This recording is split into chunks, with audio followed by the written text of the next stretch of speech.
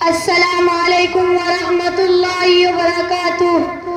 सामईन और सामियात, आप सभी बखूबी जानते हैं कि आज़ाद जमहूरी हिंदुस्तान की शमा शहीदों के लहू से रोशन हुई और आज हिंदुस्तान की आज़ादी की खुशियों का इजहार करते हुए होलनाक खूनी मनाज़िर, अफरा तफरी, खून आलूद बिखरी इंसानी लाशें दिलो दिमाग और आंखों के सामने गर्दिश करना शुरू कर देती है। आजादी की तारीख में से लम्हात भी है जब बर्रे सगीर के मुसलमान बहशत कौम खूनी समंदरों की बेरहम मौजों में गोते खाते रहे।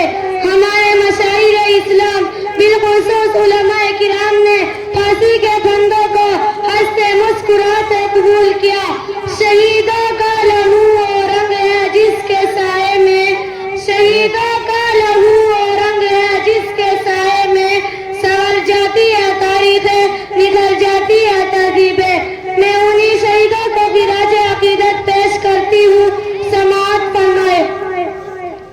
ए शहीदों तुम्हारा ये एहसान है, आज हमसे उठाने के काबिल हुए, जुल्म से लटे रहे बड़ी देर तक, आज ही बदला चुकाने के काबिल हुए।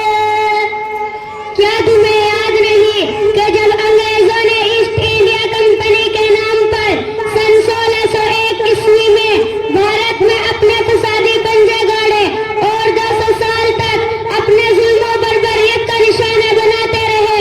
इस मुश्किल वक्त को साजगार करने और अंग्रेजों का तसल्लुत मुकम्मल तौर से खत्म करने के लिए हमारे बेबाक मुजाहिदीन बिला तफरीक नजर व मिल्लत मैदाने कारज़ार में कूद पड़े। हाँ, मैं उन अज़ीम तारीखी वाक़यात को कैसे भूल सकती हूँ। तो लीजिए नज़्म अंदाज में दूसरा बंद समाअत फरमाए। ठीक बन गई अफरंगी की सी कदर, सब हमारे गुलाम मुंजमिद हो गए। तुमने बख्शे जब से हमें वसीले, हम जिगर आज़माने के काबिल हुए।